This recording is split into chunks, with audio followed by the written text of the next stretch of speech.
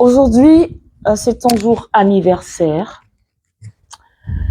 pour toute personne qui se revendique comme étant un humain. Car il y a 75 ans exactement, lorsque l'Organisation des Nations Unies adopta ainsi la loi universelle sur les droits de l'homme. Mais triste est le constat, amer est le constat, dégueulasse est le constat, 75 années plus tard, de voir à quel point ces droits humains sont bafoués, piétinés, torturés à travers le monde et surtout sur le continent africain. Des enfants sont tués tels des animaux. Des femmes sont violées telles des esclaves. Les consciences, les intelligences, les initiatives, les projets sont volés, hackés. À ce moment, on se pose la question de savoir de quel droit de l'homme parle-t-on?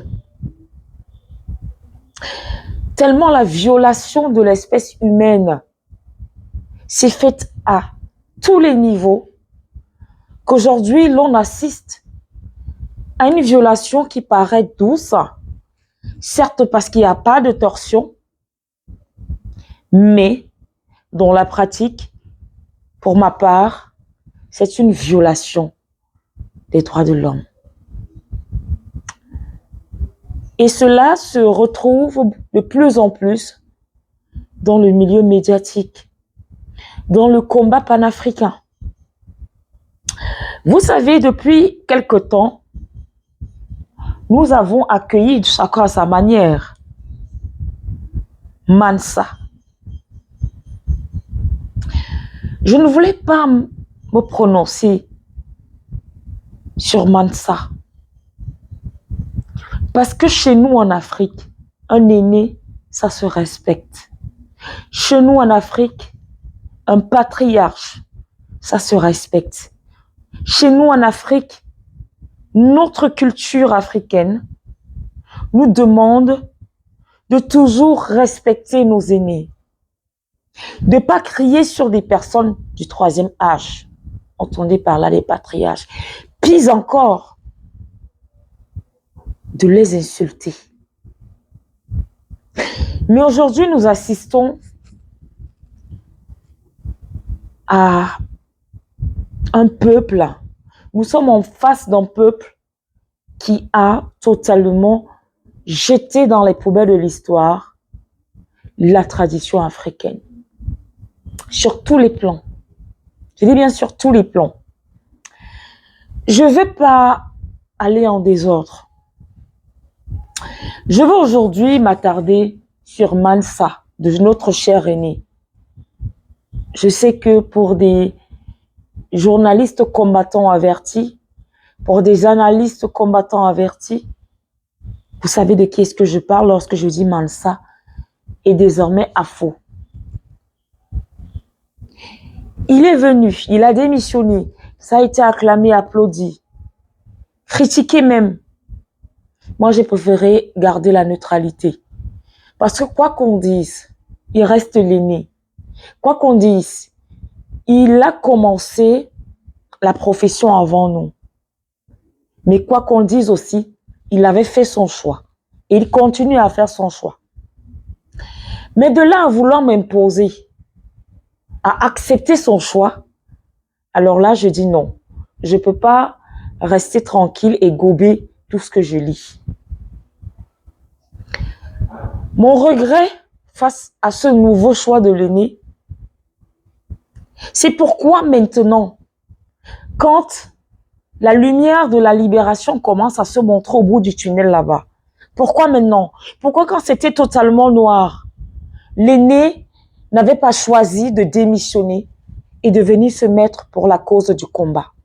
Pourquoi maintenant? D'aucuns me diront, il n'est jamais trop tard, mieux vaut tard que jamais. Et nous là, qui n'avions pas de nom à l'époque, sans expérience, du moins, la seule motivation, c'était que l'Afrique soit libérée, c'est que l'Afrique soit libre, autonome, indépendante. C'était notre seule motivation.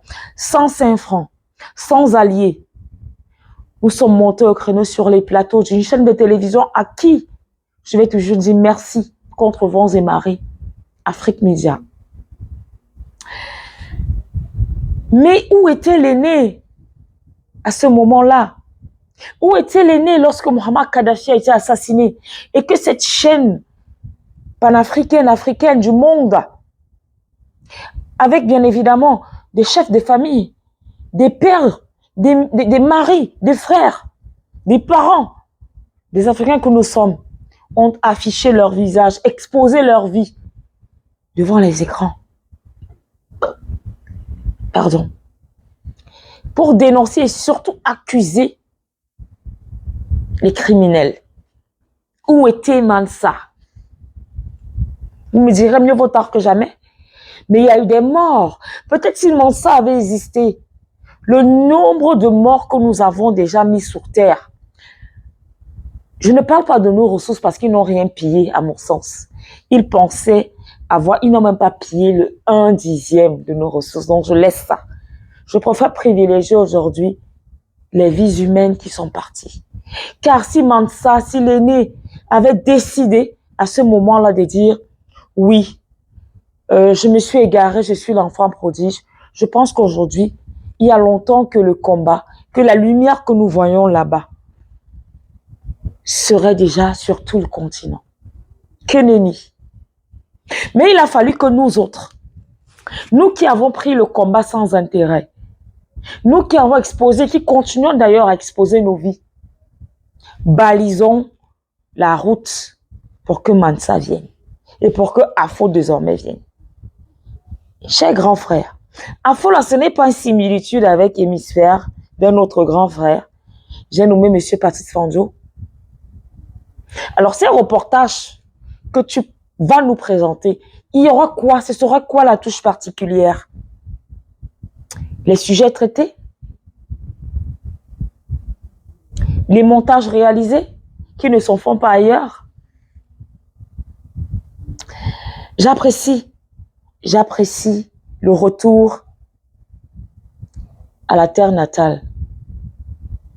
Mais je pense que pour une Afrique souveraine et unie, grand frère, tu te serais, ça peut ne pas compter ma voix, mais au moins tu te serais, je ne sais pas si tu l'as fait, rapproché des ténors, en l'occurrence Afrique Média. Les vrais panafricanistes savent qui sont les vrais journalistes panafricanistes. Je pense à Mohamed Bachir Ladan. Moi-même, je pense à moi. Car nos consciences, on ne les achète pas. J'assume. Vous me direz, non, Linda, ne dis pas ça. Il ne faut jamais dire Fontaine, je ne boirai de ton eau. Je parle pour moi. Vaudrait mieux mourir de soif au lieu de m'abreuver à un certain type de fontaine. Où était Mansa lorsque la République centrafricaine tournait kazakh? Lorsque la France violait, pillait, tabassait, torturait nos frères centrafricains? Où était Mansa lorsque Ibrahim Boubacar Keïta de regretter mémoire jouait le valet, l'esclave, l'employé de maison de la France au détriment du peuple malien? Où était Mansa lorsque les Ivoiriens, au lieu de boire de l'eau, se baignaient avec du sang? Des exemples comme ceux-là, il y en a tellement. Et le dernier exemple pour aujourd'hui, c'est, je me serais attendu à ce que, pour la première sortie de Mansa, ou du moins je m'attends à ce que les premiers reportages de Afo portent sur Sylvanus Olympio, le président du Togo, la terre d'accueil de Mansa et d'Afo. Pour ceux qui ne savent pas, c'était en 12 janvier. L'année, il faut aller chercher, vous la saurez. Je ne veux pas vous donner un cours d'histoire. Lorsque les putschistes sont arrivés au palais pour en finir avec le président Sylvanus. Je ne sais pas si c'est l'instinct, si ce sont ses ancêtres qui ont dit « Dégage de là, petit, tes jours sont comptés ». Il aurait escaladé, vous voyez un chef d'État en train d'escalader, pour aller à l'ambassade des États-Unis pensant trouver refuge. Et là-bas, il s'est caché dans un véhicule qui était garé, je crois que c'était un bus. C'est le gardien qui appelle l'ambassadeur et lui dit « Le président togolais est caché dans un véhicule ici au parking ». Et l'ambassadeur de l'époque appelle son homologue français, lequel informe les putschistes arrivés la veille aux alentours de 23 heures pour chercher, pour cueillir un chef d'État, tel un vulgaire bandit. Et la mèche est partie, elle a pris feu. Il a été extirpé de ce bus par le père de celui qui est président aujourd'hui au Togo. Fusillé tel un bandit. Et M. Étienne Eyadema et Sozima s'en est enorgueilli de cet acte, de cette bravoure, parce qu'il venait ainsi d'exécuter les ordres de ses patrons. Et comme il n'est pas éternel, lui aussi il est parti. Mais en partant, il a laissé l'héritage acquis sur du sang à son fils qui aujourd'hui est chef d'État au Togo. Et c'est là-bas que vous partez, Maître Mansa. Et c'est là-bas, dans ce pays, que vous dites vouloir mener le combat avec Mansa et Afo. Je vais m'arrêter là pour aujourd'hui. Tout ce que je vais dire, c'est que parfois, il faut savoir raison garder. À bientôt.